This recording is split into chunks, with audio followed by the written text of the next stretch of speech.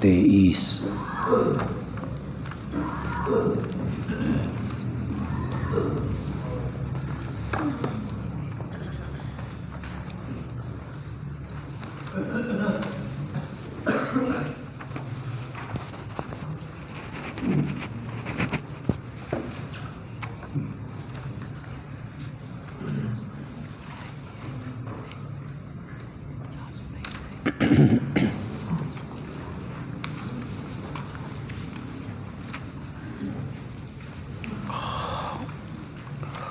سورۃ الانبیاء آیت نمبر ہے 51۔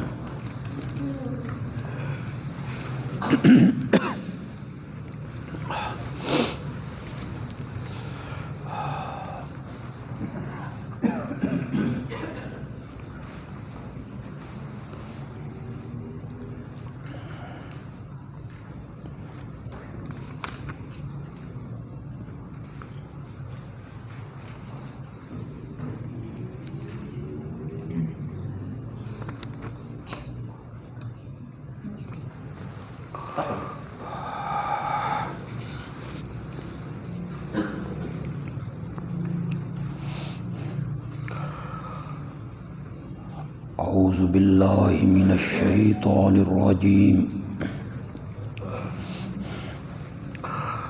بسم اللہ الرحمن الرحیم۔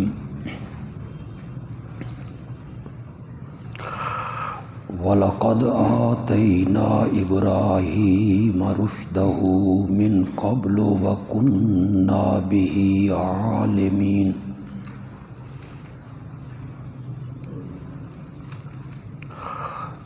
إِذْ قَالَ لِأَبِيهِ وَقَوْمِهِ مَا هَٰذِهِ التَّمَاثِيلُ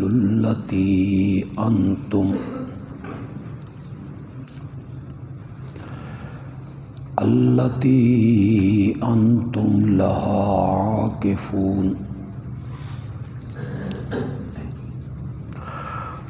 قالوا وجدنا آباءنا لها عابدين۔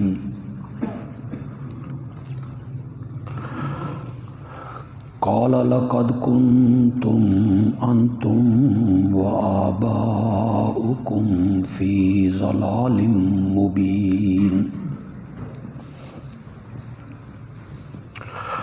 قالوا أجئتنا بالحق أم أنت من اللاعبين؟ قال بل ربكم رب السماوات والأرض الذي فطرهن وأنا على ذلكم من الشاهدين۔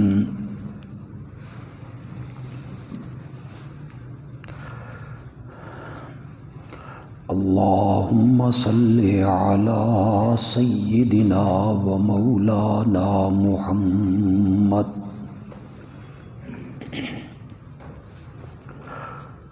وعلى آل سيدنا ومولانا محمد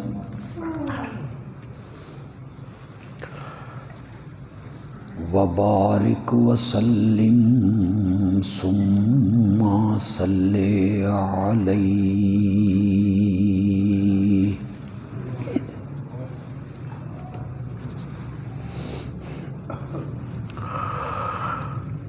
سورۃ الانبیاء کی آیت نمبر 35 تک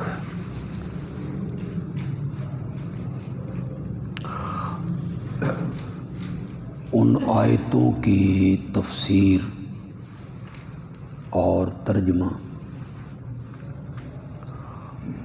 ہم نے مکمل کر لیا۔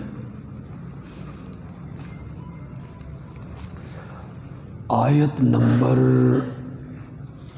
36 میں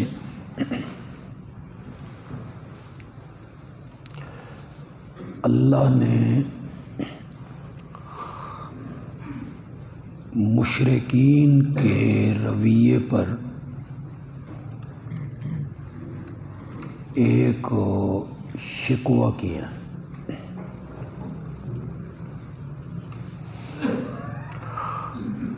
کہ چاہیے تو یہ تھا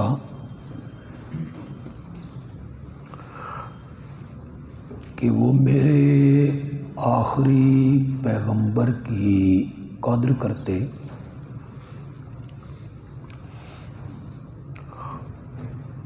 ان کی رسالت کو تسلیم کرتے،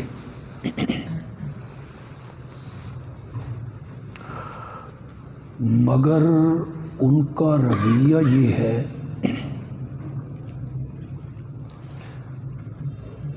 کہ جب وہ نبی اکرم صلی اللہ علیہ وسلم کو کسی گلی میں چوراہے پہ دیکھتے ہیں تو وہ آپ کا ٹھٹھا مخول اور تمسخر اڑانے لگتے ہیں۔ وَإِذَا رَآكَ الَّذِينَ كَفَرُوا إِن يَتَّخِذُونَكَ إِلَّا هُزُوًا،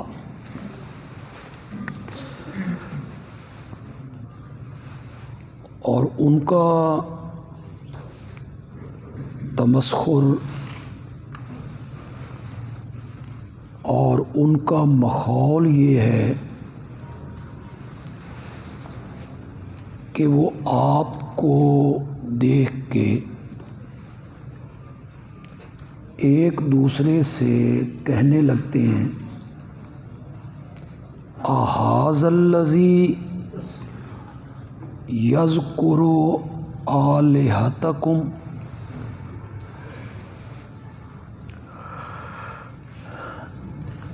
کیا یہ وہی شخص ہے جو تمہارے معبودوں اور تمہارے الہوں کے خلاف بولتا رہتا ہے؟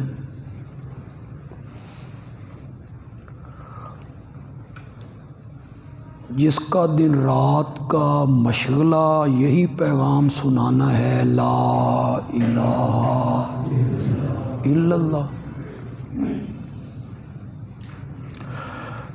اللہ تعالی جواب کے طور پہ کہتے ہیں کہ اپنے معبودوں اور اپنے مشکل کشاؤں سے تمہیں اتنی محبت ہے کہ میرے نبی کا اس لیے مذاق اڑاتے ہو کہ یہ تمہارے معبودوں کی بے بسی کا ذکر کرتا ہے اور تمہاری اپنی حالت کیا ہے وَهُمْ بِذِكْرِ الرَّحْمَنِ هُمْ كَافِرُونَ، وہ خود رحمان کے نام سے منکر ہیں۔ مشرکین مکہ کہا کرتے تھے مر رحمانو، یہ رحمان کیا ہے؟ خود رحمان کی ذات تک کے منکر ہو اور میرے نبی کا اس لیے تمسخر اڑا رہے ہو کہ یہ تمہارے جھوٹے معبودوں کے خلاف بولتا رہتا ہے۔ آگے آیت نمبر 37 میں فرمایا خلق الانسان من عجل انسان جلد باز پیدا کیا گیا ہے، اس کی طبیعت میں عجلت ہے، جلد بازی ہے۔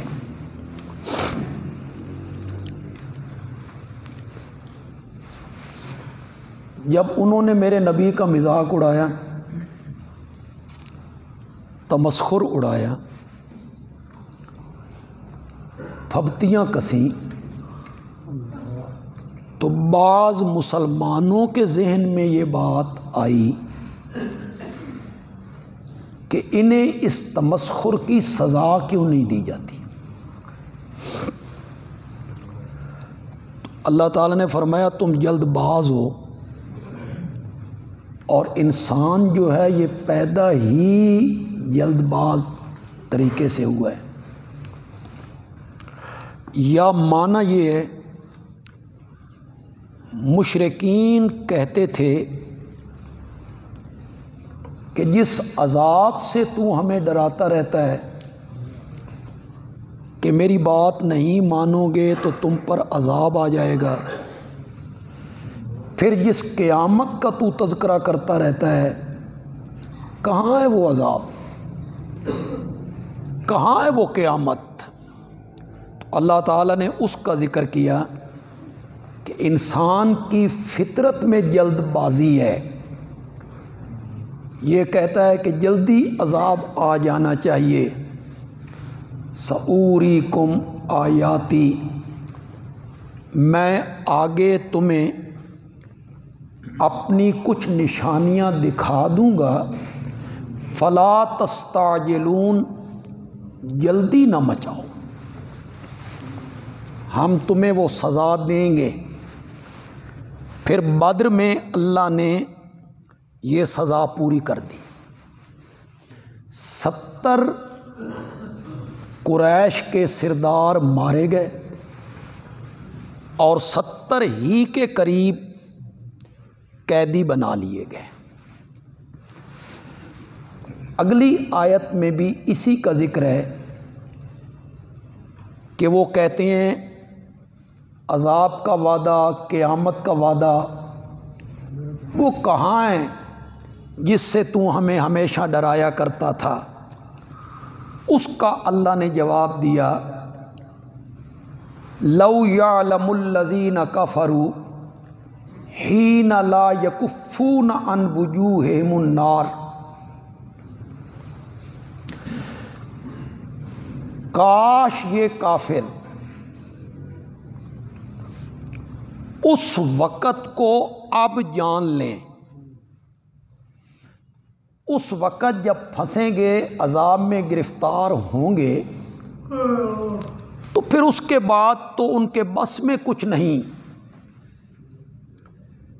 کاش آج وہ جان لیں اس وقت کو جب وہ اپنے چہروں پہ آنے والی آگ کو ہٹا نہیں سکیں گے، ولا عن ظہورہم، اور اپنی پیٹھیں، ولا ہم ینصرون، اور یہ جو ایک کیڑا ان کے دماغ میں ہے کہ جن کا لڑ ہم نے پکڑا ہوا ہے، یہ ہمیں چھڑا کے لے جائیں گے، ایک نظریہ جو ان کا ہے کہ ان کی سفارش رد نہیں ہوتی اور یہ ہمیں بچا لیں گے یا ہمیں بخشوا لیں گے یا عذاب سے چھڑا لیں گے، ولا ہم ینصرون، کسی طرف سے بھی ان کی مدد نہیں کی جائے گی۔ قیامت اچانک آ جائے گی، یہ ہکے بکے رہ جائیں گے، اس کو رد کرنے کی طاقت نہیں رکھیں گے، ولا ہم ینظرون، اور ان کو ایک سیکنڈ کی مہلت بھی نہیں دی جائے گی۔ اس وقت ان کو مہلت مل جائے، مہلت بھی ان کو نہیں دی جائے گی۔ وَلَقَدِ اسْتُهْزِئَ بِرُسُلٍ مِّن قَبْلِكَ، ہم آیت نمبر 41 پہ آ گئے۔ اس کا آواز تھوڑا سا کم کریں۔ میں نے کئی مرتبہ آپ کو بتایا کہ قرآن پاک میں اللہ کا یہ طرز اسلوب ہے کہ اپنے دعوے پر دلائل پیش کرتے ہیں، نہ ماننے والوں کو ڈراتے ہیں، ماننے والوں کو خوشخبریاں سناتے ہیں، مشرکین کے رویے پر شکوے کرتے ہیں،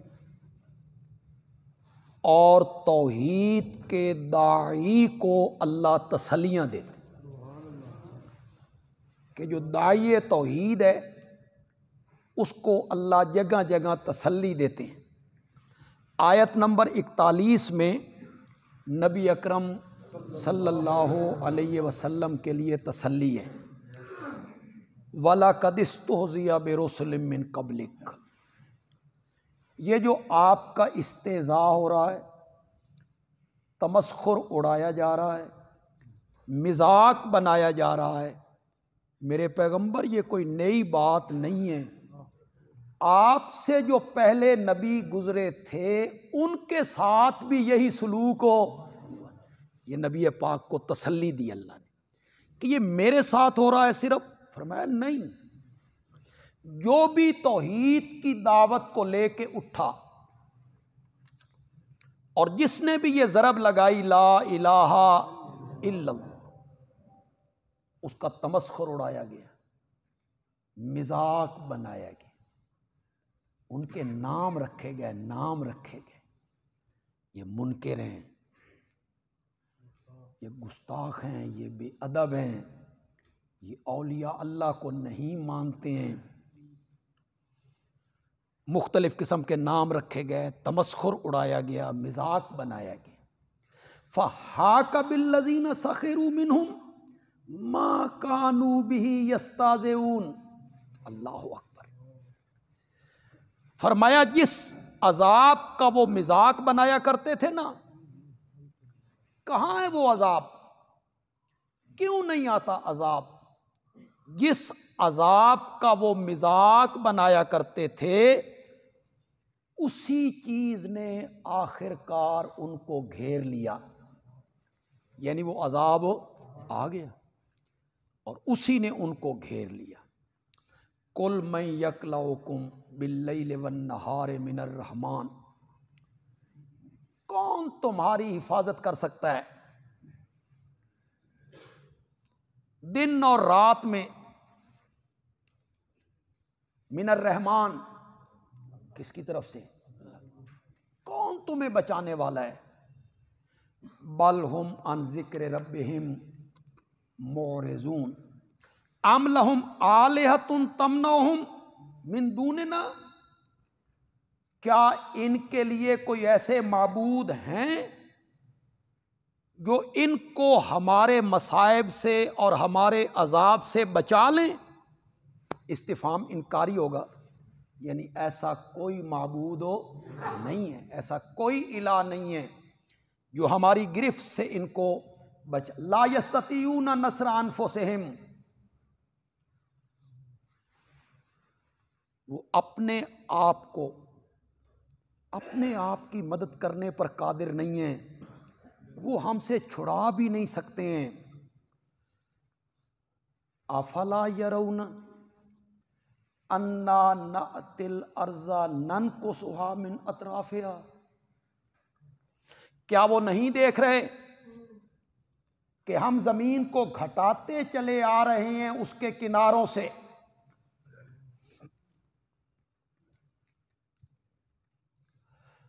افہم الغالبون، تو کیا یہ لوگ اللہ پر غلبہ پانے والے ہیں، جیتنے والے ہیں؟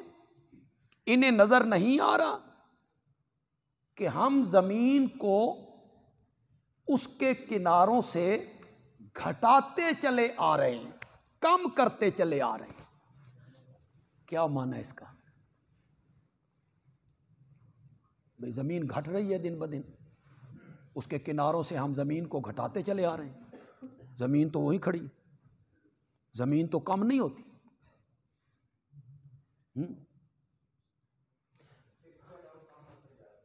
ارض الکفر مراد ہے۔ کون سی زمین مراد ہے؟ کفار کی، جہاں کافر رہتے ہیں ان کا غلبہ ہے۔ کفار جہاں رہتے ہیں یہ نہیں دیکھ رہے ہیں کہ ہم دن بدن اس زمین کو گھٹاتے چلے آ رہے ہیں اور لوگ دھڑا دھڑ اسلام کی زمین میں داخل ہو رہے ہیں۔ کفر کی زمین تنگ ہو رہی ہے اور اسلام کی زمین پھیل رہی ہے۔ کیا یہ اس کو نہیں دیکھتے ہیں؟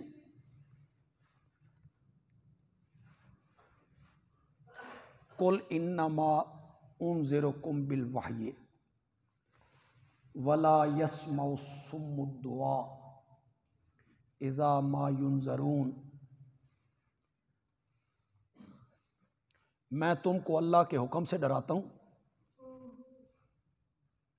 اس کا پیغام تمہیں اللہ کے حکم سے سناتا ہوں، اور جو بہرے ہیں نا وہ پکار کو نہیں سنتے جب ان کو ڈرایا جائے۔ تو یہ مشرکین کو بہروں سے اللہ نے تشبیہ دے دی۔ جس طرح بہرے لوگ پکارنے والوں کی پکار کو نہیں سنتے، اسی طرح بوجہ ضد کے مشرکین بھی تمہاری بات کو تسلیم نہیں کرتے۔ یہ اللہ نے اگلی آیتوں میں ڈراوا سنایا۔ قیامت کا ایک نقشہ اللہ نے کھینچا کہ تیرے رب کے عذاب کا ایک جھونکا، اللہ اکبر، انہیں پہنچ جائے تو یہ کہنے لگیں گے یا ویلنا، ہائے ہماری کمبختی، انا کنا ظالمین، ہم ہی ظالم ہیں۔ اگر ایک جھونکا عذاب کا انہیں پہنچ جائے، قیامت کے دن ہم ترازو کو قائم کریں گے، عدل و انصاف کے ساتھ فیصلہ کیا جائے گا، کسی شخص پر کوئی زیادتی نہیں کی جائے گی۔ اگر رائی کے دانے کے برابر کوئی عمل، رائی کے دانے کے برابر بھی کوئی عمل کسی نے کیا، اتینا بہا، ہم قیامت کے دن اس رائی کے دانے کے برابر والے عمل کو بھی سامنے لے آئیں۔ وَكَفَى بِنَا حَاسِبِينَ، اور ہم حساب لینے والے کافی ہیں۔ یہ وَكَفَى بِنَا حَاسِبِينَ، اسے ذرا غور سے پڑھیں۔ پچھلی آیتیں میں آپ کو سنا چکا ہوں، قیامت کا ذکر ہو رہا ہے، ڈرایا جا رہا ہے، ایک جھونکا عذاب کا انہیں پہنچ جائے تو انہیں پتہ چل جائے، ایک رائی کے دانے کے برابر کوئی عمل بھی کسی نے کیا تو کسی پر زیادتی نہیں ہوگی، ہم اس کا پورا بدلہ دیں گے۔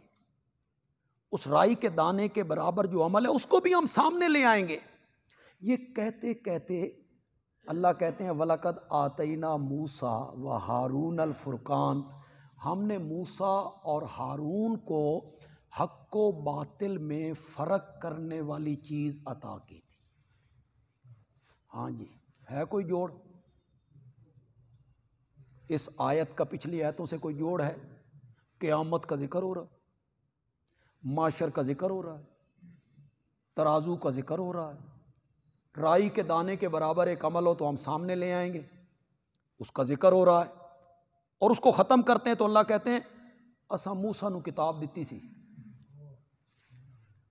اب آپ کسی کے سامنے اس عبارت کو دہرائیں تو وہ عجیب سی لگے گی کہ کیا تعلق ہے اس کا، تو آپ میں سے کوئی بولے کیا تعلق ہے؟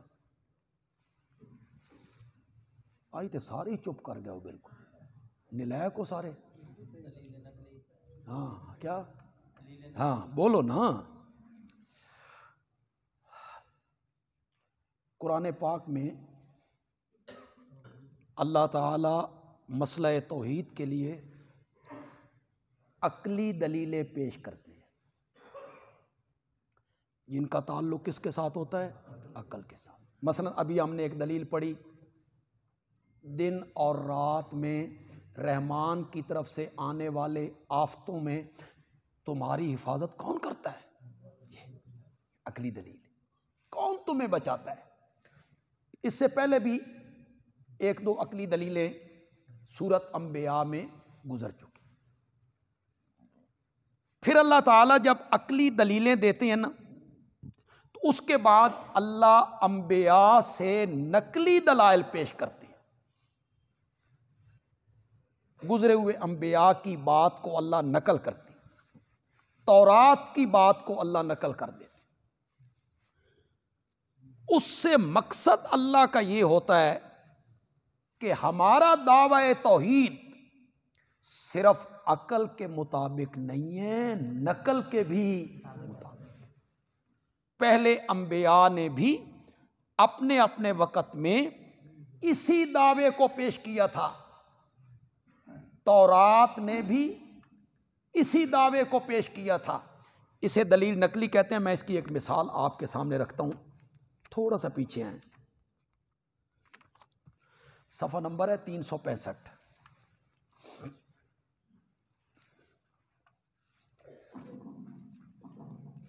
تین سو 15ویں پارے کی ابتدا ہو رہی، سورت بنی اسرائیل شروع ہو رہی، آغاز ہو رہا ہے۔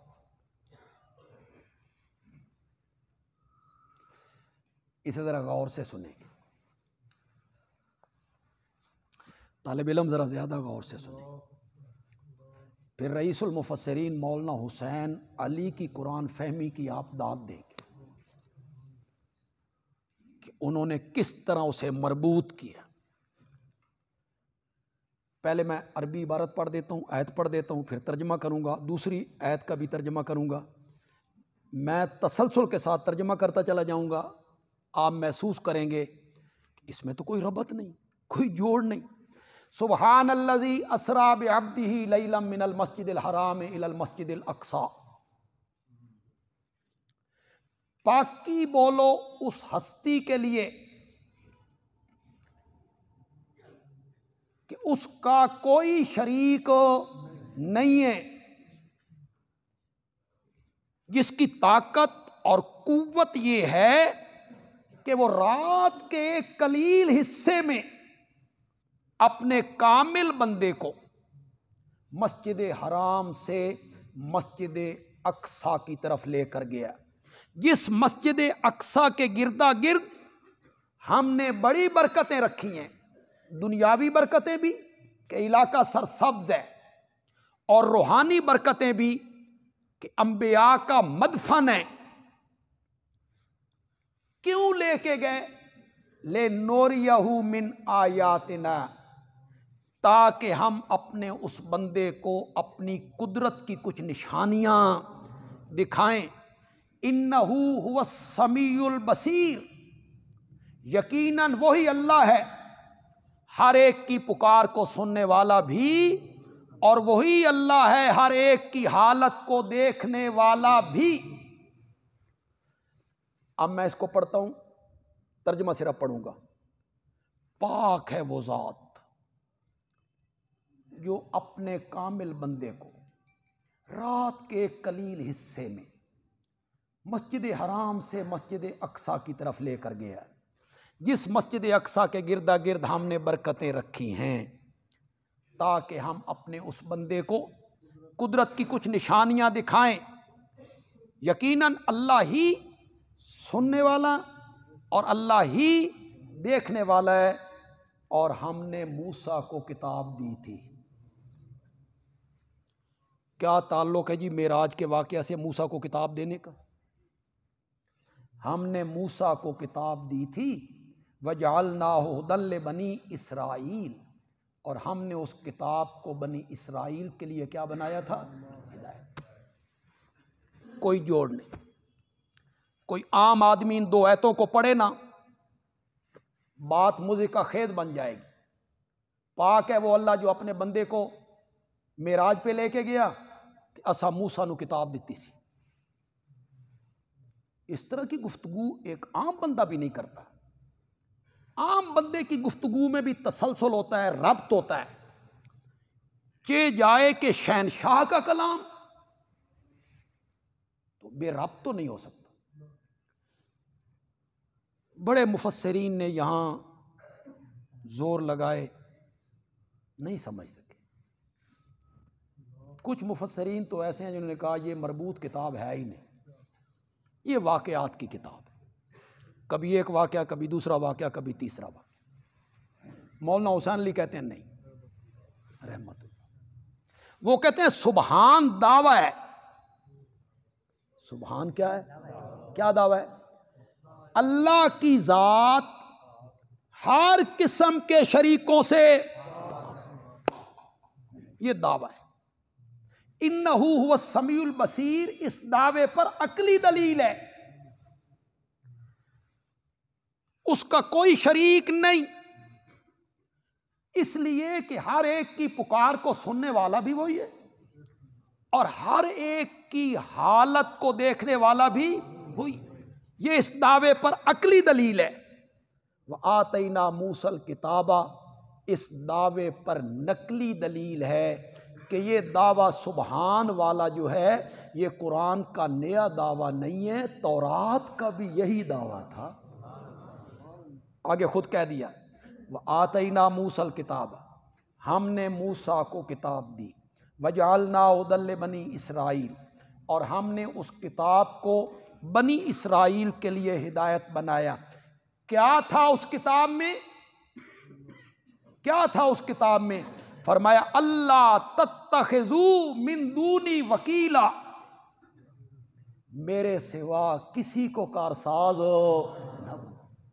میرے سوا کوئی کارساز نہیں ہے، کوئی مشکل کشا نہیں ہے، کوئی پکارے سننے والا نہیں. تو وَلَقَدْ آتَيْنَا مُوسَىٰ وَهَارُونَ الْفُرْقَانَ، یہ دعوی توحید پر نقلی دلیل ہے. اللہ کہنا یہ چاہتے ہیں کہ یہ جو توحید والا مسئلہ ہے یہ صرف عقل کے مطابق نہیں، پہلی کتابوں میں بھی ہم نے اس کو بیان کیا.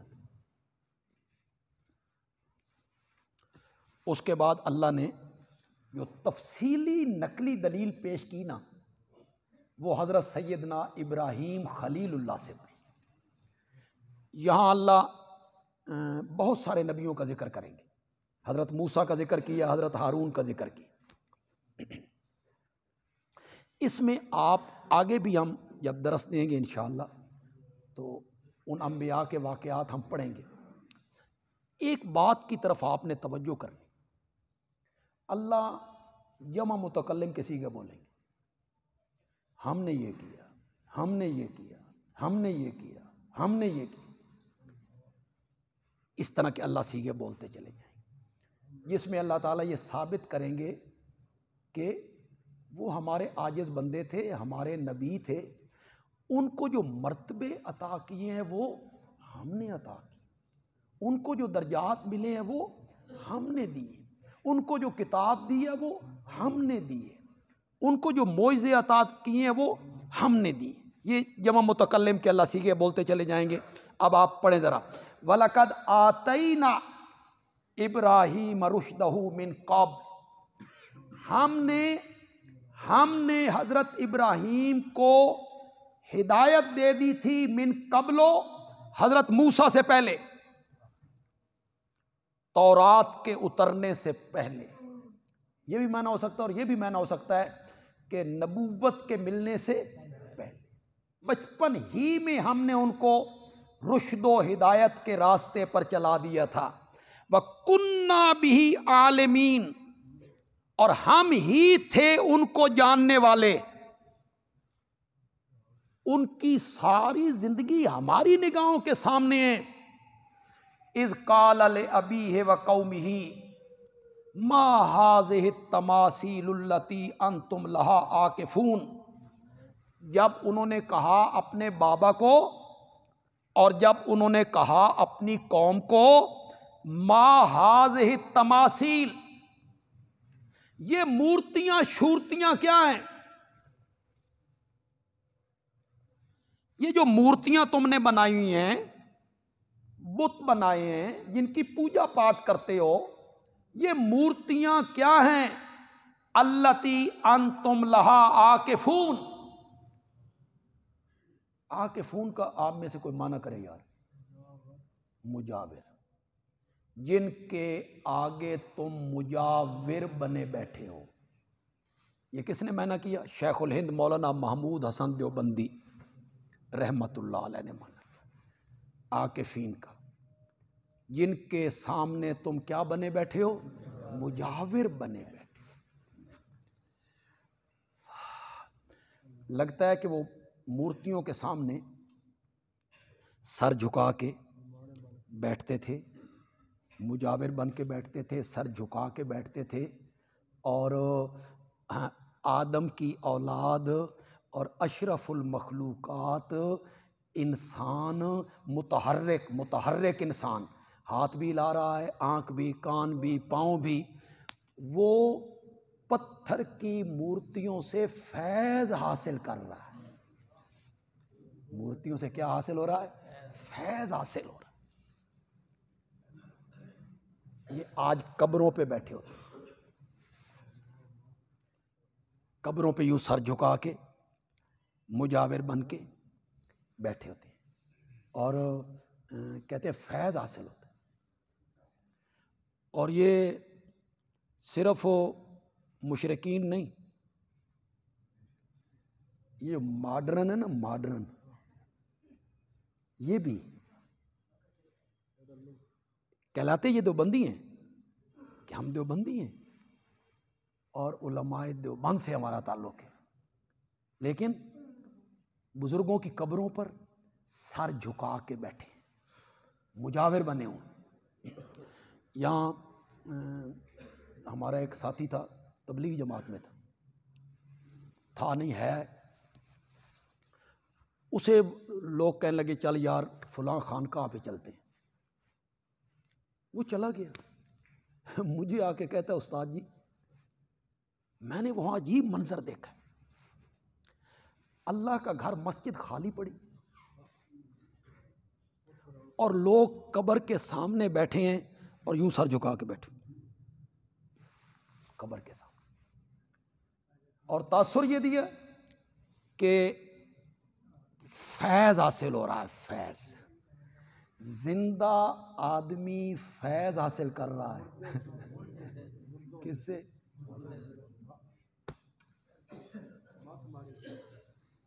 مجاور بننا۔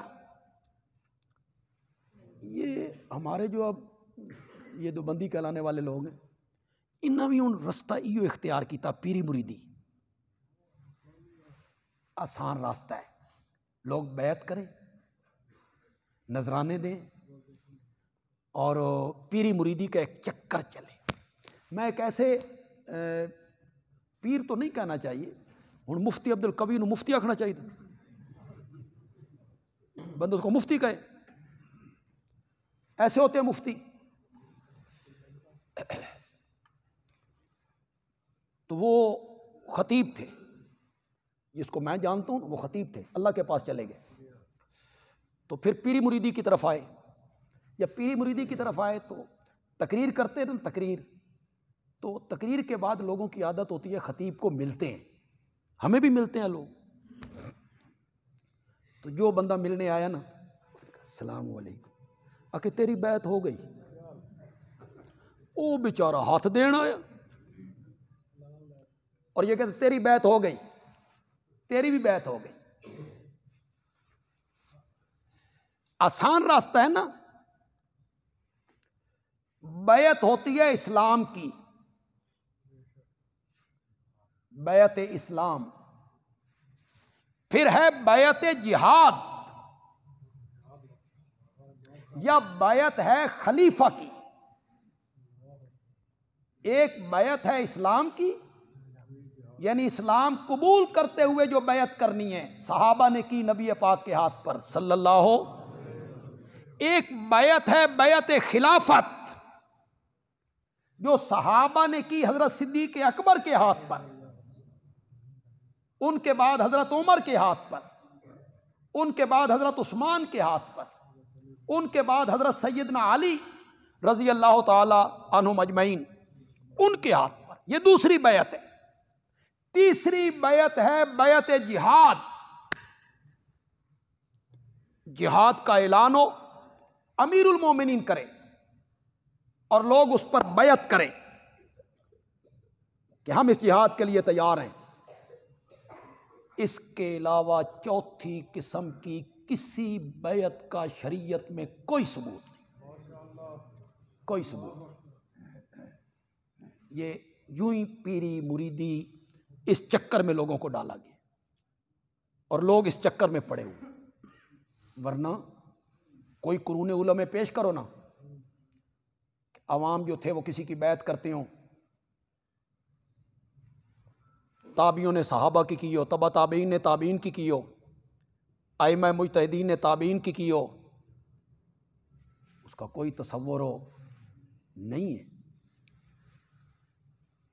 مرشد پکڑنا، اور میں سمجھتا ہوں کہ مرشد کا لفظ اگر کسی کو سجتا ہے تو وہ حضرت محمد الرسول اللہ صلی اللہ علیہ وسلم ہی مرشد، وہی مرشد وہی۔ لیکن چلو کوئی پیر پکڑنا چاہیے، بے پیرے نہ مر جائیے، بے پیرے مر گئے تو پھر تو جہنم میں ٹر جانا، اللہ کہیں گے تو پیر نہیں بنایا، چل جہنم میں۔ انا للہ، اس کا کوئی تصور ہے اس کا؟ میں بتاتا ہوں آپ کو پیری، مرشد یا پیر پکڑنے کا مطلب کیا ہے، میں بتاتا ہوں آپ کو۔ کسی عالم سے آپ تعلق قائم کر لیں،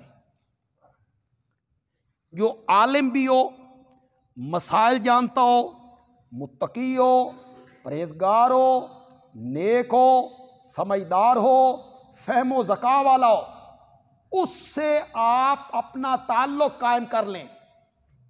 کس نیت سے؟ کہ میرے دین کے معاملے میں یا میری دنیا کے معاملے میں۔ دنیا کے معاملات ہو جاتے ہیں، بچوں کی شادیاں کرنی ہے، بیٹی کی شادی کرنی ہے، کاروبار کرنا ہے، کوئی قرض چڑھ گیا ہے، کوئی مقدمہ ہے۔ میرے دین کے معاملے میں اور میری دنیا کے معاملات میں جب بھی مجھے کوئی پریشانی آئے گی، یہ نیک آدمی ہے، اپنی پریشانی اس کے سامنے رکھوں گا، یہ شریعت کے مطابق میری رہنمائی۔ یہ ہے بس پیری مریدی۔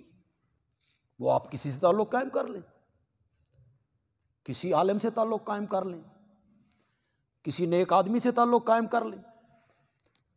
جو نیک آدمی ہیں نا، اصل لوگ ہیں، وہ یہ نہیں آدھے بھیا ہاتھ دیتا تھے بھئی تیری بیعت بھی ہو گئی۔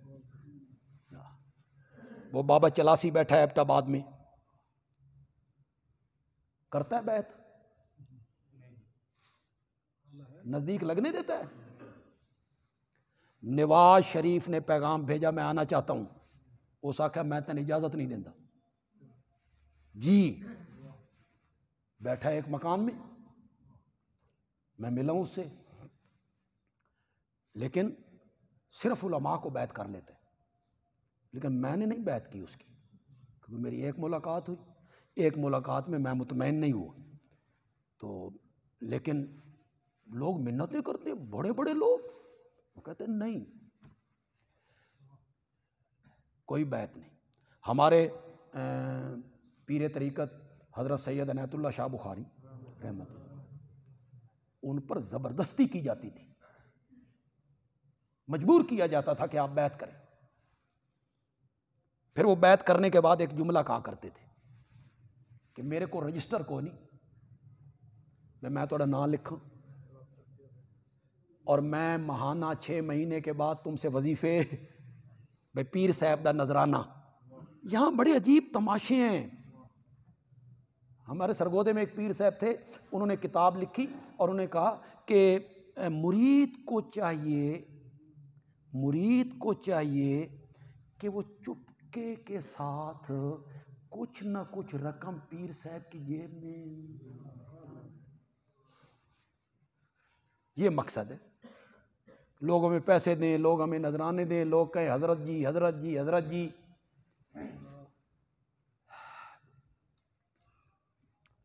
قبروں پر مجاورت کرنی ہے، قبروں پہ اوپر گردن جھکا کے بیٹھنا ہے، وہاں سے فیض حاصل کرنا ہے. اور جو اس دنیا سے رخصت ہو گیا، اس کی روح جسم سے نکل گئی. روح کا جسم سے نکل جانا، اس کا نام موت ہے. اسی کا نام موت ہے نا. روح کا جسم سے الگ ہو جانا، اس کو موت کہتے ہیں. اور جس آدمی پر موت واقع ہوئی، چاہے وہ نبی ہے یا ولی ہے یا شہید ہے یا پیر ہے، وہ دنیا والوں کے احوال کو جانتا بھی نہیں اور دنیا والوں کی باتیں سن بھی نہیں سکتا. اس نے کیا فیض دینا ہے آپ کو؟ لوگ بھی بڑے عجیب ہیں یار ہمارے ملک کے. اچھا جی وہ فلانا بکرا نا اس تو اللہ لکھے ہوا ہے. ہاں اللہ لکھا ہوا ہے، یہ جی اتنے لاکھ کا خرید لو. امرود اتے اللہ لکھے ہوا آ گیا، کدو تے آ گیا، اس پر نہیں آیا. اس قرآن پہ اللہ لکھا ہوا نہیں ہے، اس کی طرف تم دیکھنا بھی گوارا نہیں کرتے ہو، اس کو پڑھنا بھی گوارا نہیں کرتے. جانوروں کو دیکھ رہے ہو، پرندوں کو دیکھ رہے ہو، سبزیوں کو دیکھ رہے ہو. اللہ کے نام سے محبت ہے نا، تو پھر اس سے محبت کرو، یہ رب کا کلام ہے. ہاں وہ تو صرف کسی جانور پہ لکھا ہوا ہوگا. بن جاتے ہیں نمونے یار. تم نے بنا لیا بھی اللہ لکھا ہوا ہے، تم نے بنا لیا محمد لکھا ہوا. راتی تار تے تولیے ٹنگے ہوئے تھے، بندہ سمجھتا بے چور کھلوتا.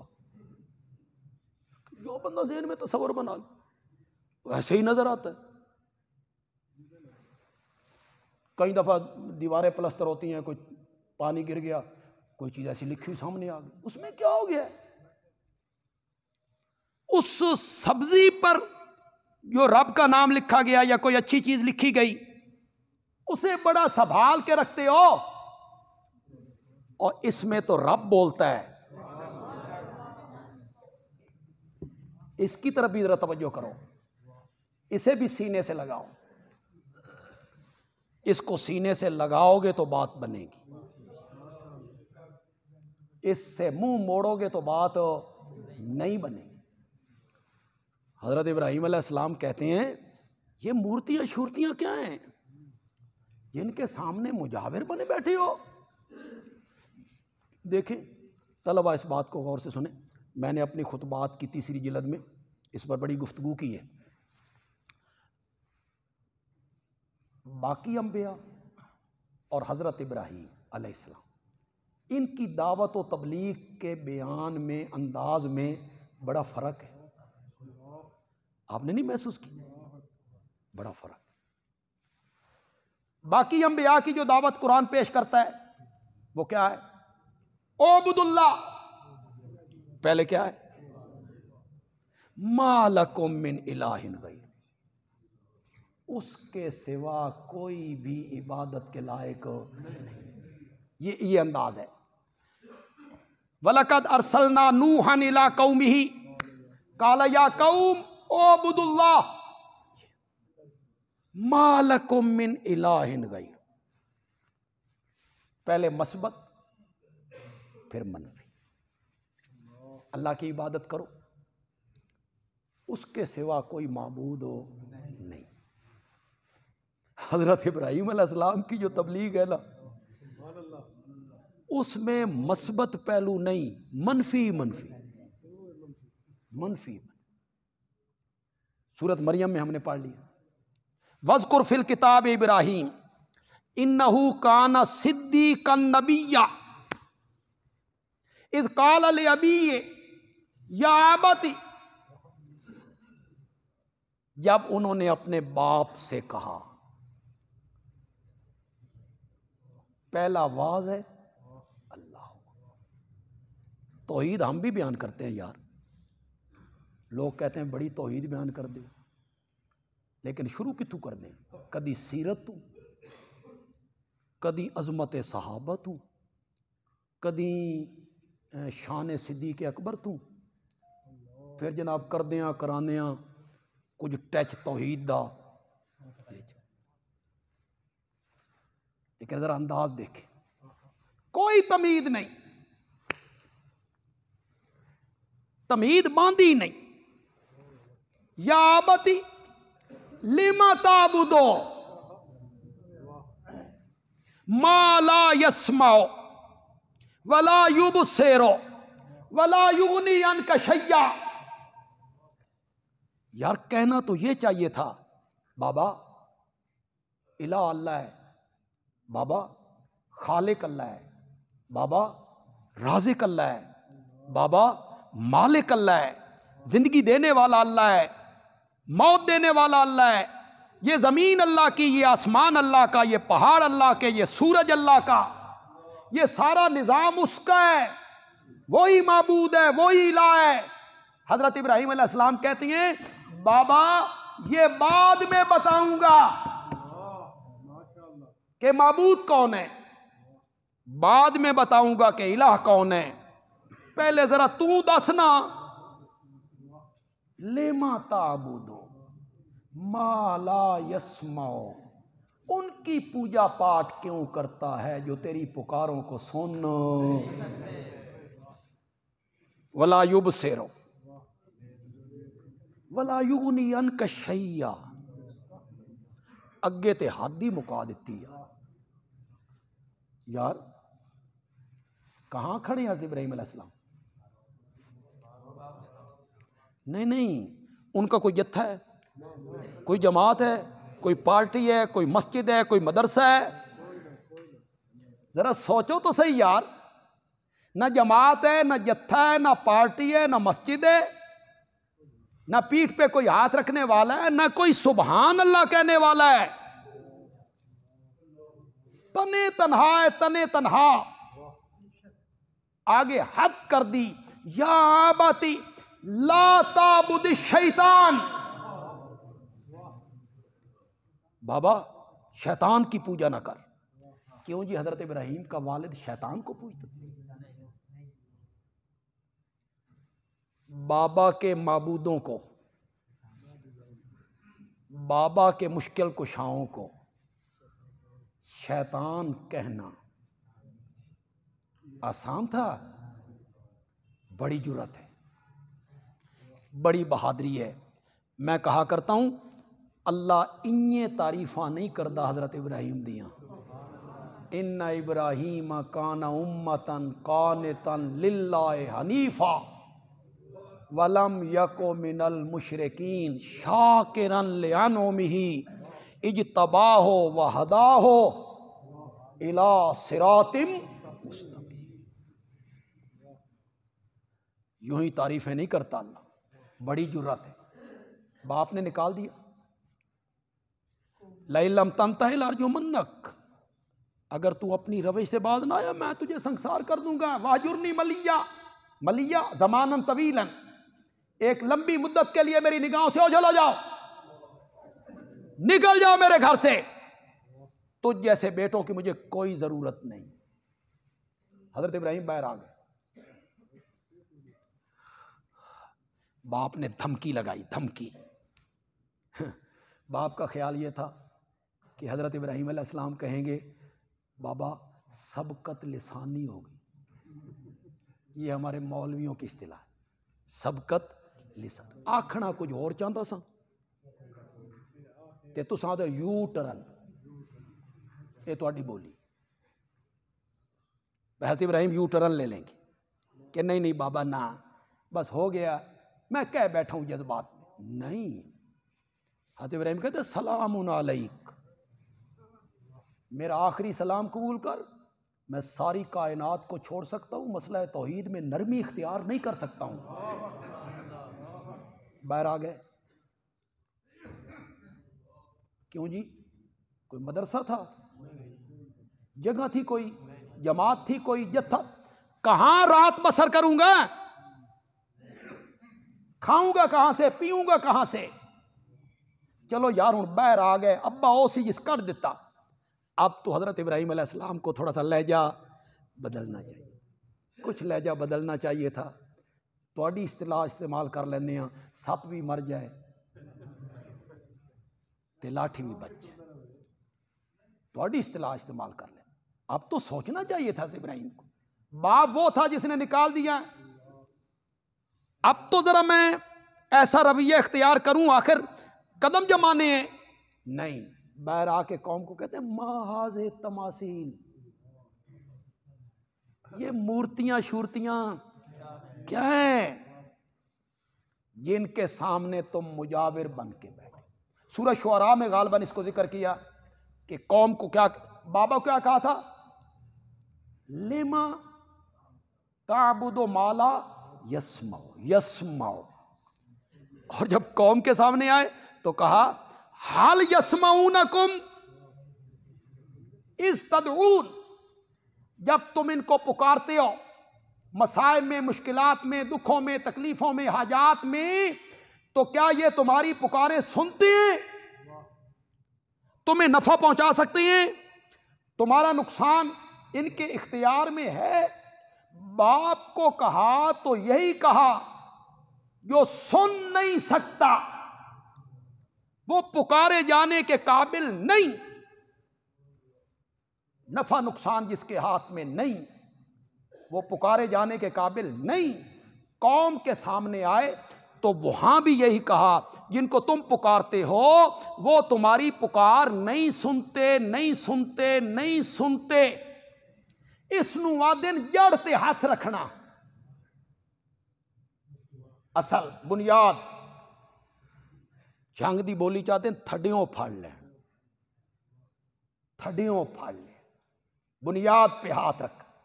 انہیں پکارتے ہو جو سنتے نہیں ہیں، ان کے نام کی نظر و نیاز جو سنتے نہیں ہیں، ان کے نام کے نعرے اور وظیفے جو سنتے نہیں ہیں.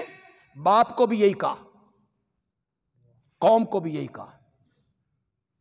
آج اشاعت التوحید کے جو علماء اور ورکر ہیں وہ بھی حضرت ابراہیم کے اسی انداز کے پیروکار بنے ہوئے ہیں. جی ہم نے بھی یہی بات کہی کہ جن کو تم پکارتے ہو، آگے نفع نقصان تو بڑی دور کی بات ہے، مشکلیں حل کرنا تو بڑی دور کی بات ہے، جن کو تم پکارتے ہو وہ تمہاری پکاریں سنو. یہ مورتیاں شورتیاں کیا ہیں جن کے سامنے تم مجاور بنے بیٹھے ہو. یہیں سے شروع کریں گے آئندہ جمعہ انشاءاللہ. الحمدللہ رب العالمین والصلاة والسلام علی سید الانبیاء والمرسلین وعلی آلہ واصحابہ اجمعین. ربنا آتنا فی الدنیا حسنہ وفی